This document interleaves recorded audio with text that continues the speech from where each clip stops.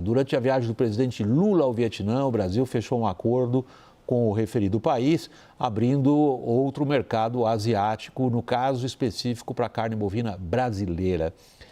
A reportagem do Américo Martins a gente tem como exibir para vocês. Vamos conferir. O governo do Vietnã anunciou que vai abrir o mercado do país para a importação de carne bovina brasileira. Essa foi uma grande vitória do Brasil e foi confirmada hoje em uma reunião bilateral entre o primeiro-ministro vietnamita e o presidente Lula durante a visita de Estado do líder brasileiro aqui a Hanoi, a capital do Vietnã. O Vietnã era um dos 4 grandes mercados consumidores de carne que estavam fechados para o produto brasileiro, ao lado do Japão, da Coreia do Sul e da Turquia.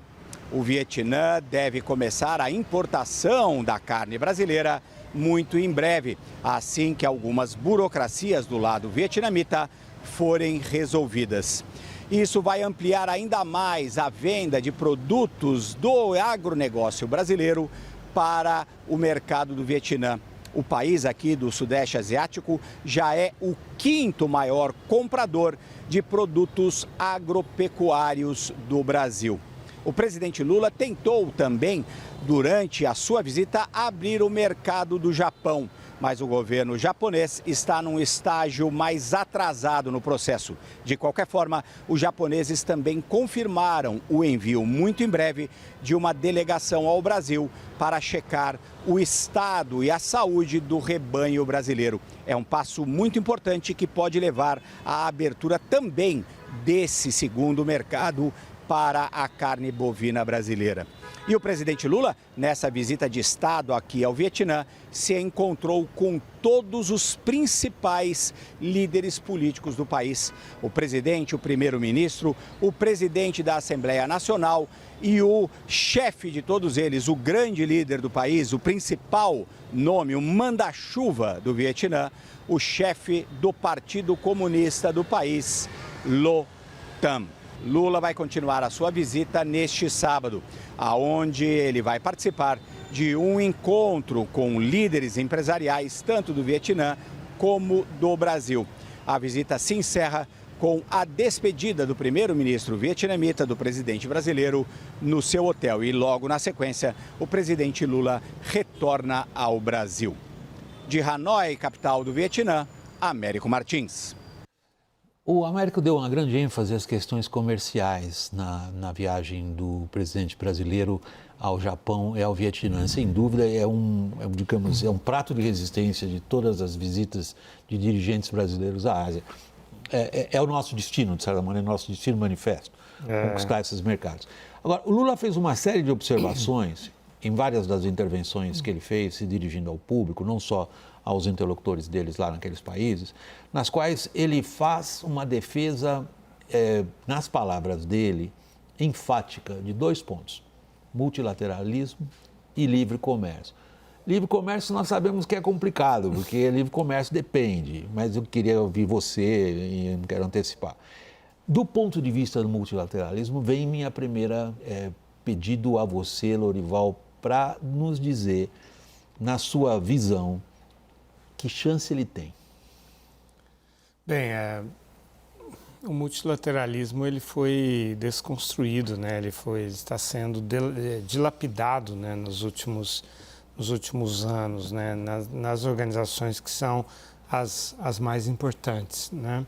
No campo político, o Conselho de Segurança da ONU travou depois de 2011, quando foi autorizada a intervenção da OTAN na Líbia, e a China e a Rússia depois concluíram que o mandato foi extrapolado pelo Ocidente, e a partir daí não houve mais nenhum acordo, nenhuma decisão importante no Conselho de Segurança da ONU.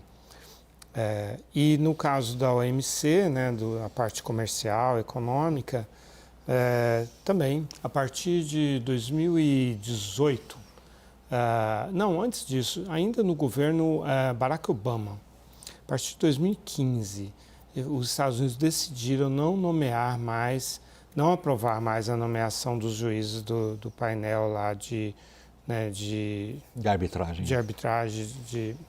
E aí, a partir de 2018, pela falta de juízes, esse painel deixou de funcionar, né?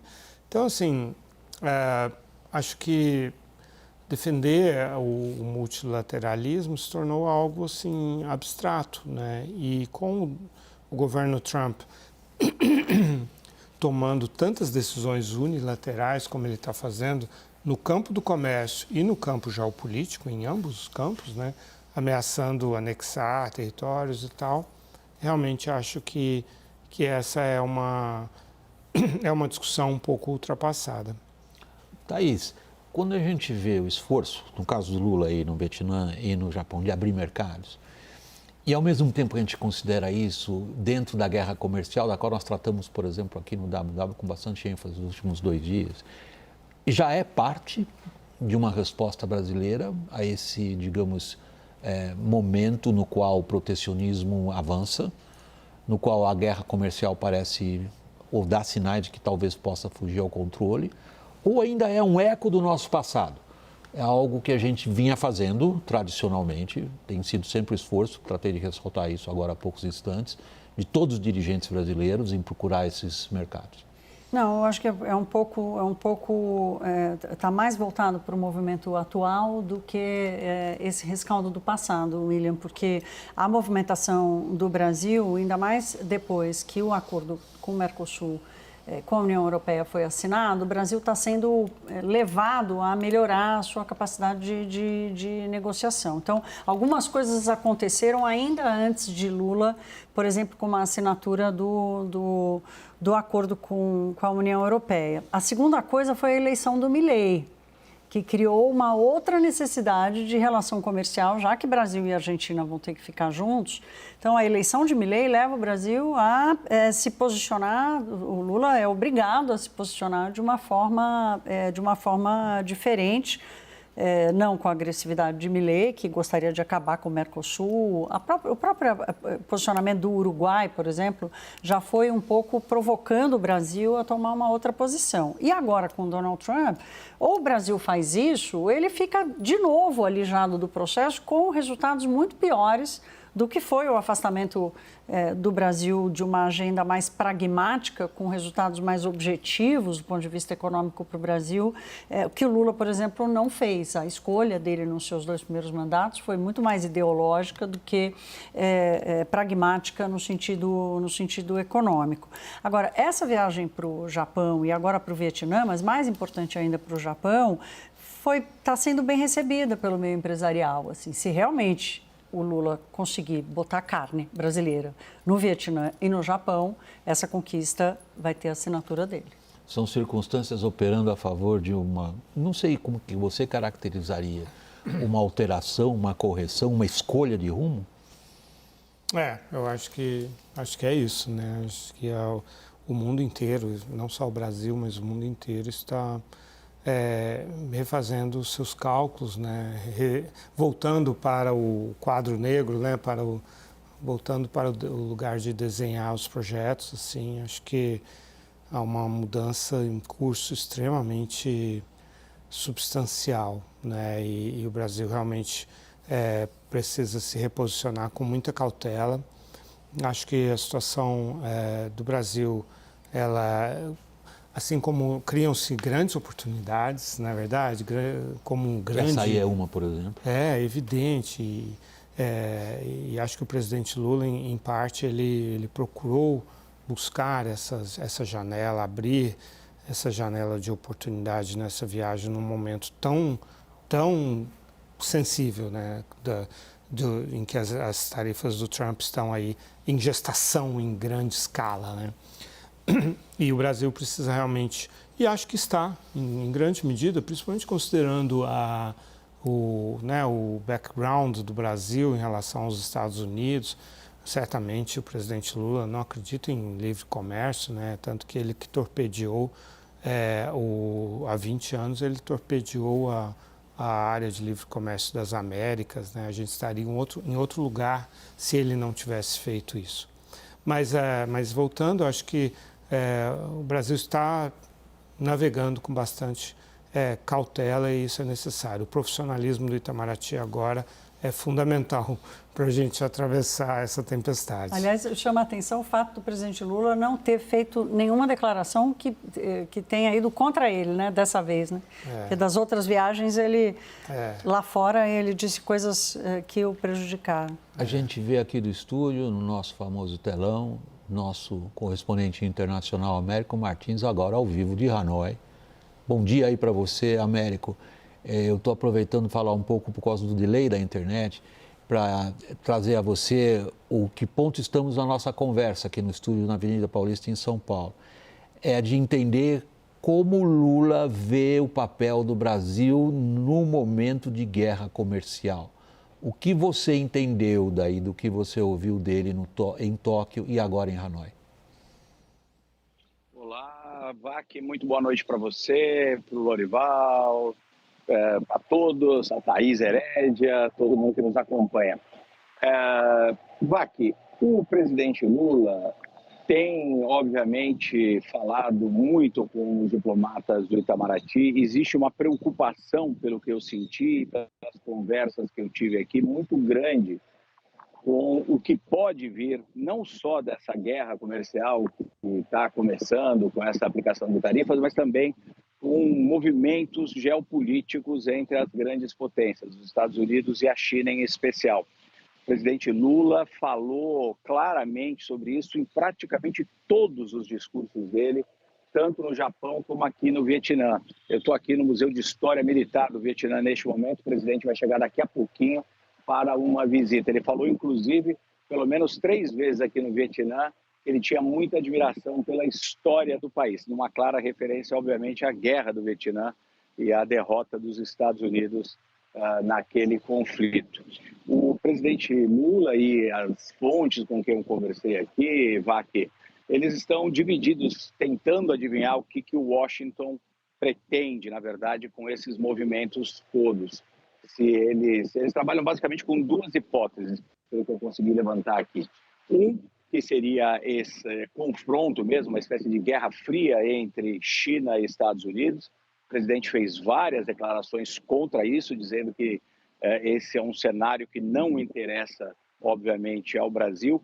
E uma outra tese que o Itamaraty vê com menos força, que seria uma divisão um pouco mais ampla, com participação, por exemplo, da Rússia e países ali tentando manter diferentes esferas de influência. Mas o Itamaraty e o presidente Lula acreditam que, na verdade, o grande foco do presidente Trump é a China e que isso pode criar muitos problemas para o Brasil. Por isso, justamente, essa viagem neste momento aqui, tanto ao Japão como ao Vietnã, que são países que têm algumas preocupações parecidas com o Brasil, porque também tem preocupações muito grandes com a expansão chinesa aqui na Ásia. Obviamente, o Vietnã, ideologicamente e do ponto de vista de como construiu a sua economia, que hoje é completamente capitalista, ele teria afinidades com a China, mas também vê na China um grande rival. E essas foram as conversas, o pano de fundo aí das conversas do presidente com o primeiro-ministro japonês e também com as autoridades aqui no Vietnã. Em especial, o principal líder aqui, o principal manda-chuva no Vietnã, o secretário-geral do Partido Comunista Vietnamita. Todos eles, aí, esses 3 governos, preocupados com o que pode acontecer no futuro, tanto do ponto de vista comercial, que eles acreditam que seja o primeiro passo, mas também dessa divisão geopolítica que eles temem que pode acontecer com alguma similaridade com o que aconteceu durante a Guerra Fria. É tudo muito diferente, obviamente, daquele período que você acompanhou tão bem, né, Vac, acompanhou inclusive o final ali, queda do Muro de Berlim e tudo, mas eles têm uma preocupação muito, muito grande de que a China tente aí pressionar mais os parceiros asiáticos e o Brasil acabe tendo que ser forçado a entrar numa esfera de influência mais direta dos Estados Unidos, o que desagrada, obviamente, em especial este governo, especialmente do ponto de vista ideológico. E o que eu também levantei por aqui, Vac, o último ponto, é que o governo brasileiro parece cada vez mais preocupado com uma pressão que viria aumentando dos Estados Unidos para que o Brasil tomasse uma posição. Vocês estão mais do lado dos Estados Unidos ou vocês estão mais do lado da China? Isso é a grande preocupação de fundo, pelo que eu entendi aqui nessa viagem. O Américo, muito rápido, que eu tenho acho que menos de um minuto para a gente encerrar esse segmento do programa. Algo você conseguiu apurar nas suas conversas sobre o que se espera que o Trump faça dia 2 de abril, quando ele declara a imposição de tarifas recíprocas? Vac, as preocupações para o lado brasileiro é que eles acreditam que vamos, obviamente, ser vítimas dessas tarifas, quer dizer, o Brasil vai ser alvo dessas tarifas. Não está claro, e eles não têm clareza, se vão ser tarifas muito específicas, como, por exemplo, contra o etanol, essa é praticamente dada como certa, que vai acontecer, como já falamos várias vezes aqui, ou se seriam tarifas mais amplas, atingindo um aspecto maior aí da pauta comercial do Brasil. De qualquer forma, a intenção do presidente Lula, pelo que ele declarou aqui várias vezes, é reagir a essas sanções. Seria ou através de reclamações da OMC, que seria uma medida inócua, porque a OMC simplesmente não está operando, ou através de retaliações contra produtos americanos. Importante que ele não deixou nenhuma brecha para eventuais negociações com os Estados Unidos. Todas as declarações públicas, pelo menos, foram de confronto e não de acomodação.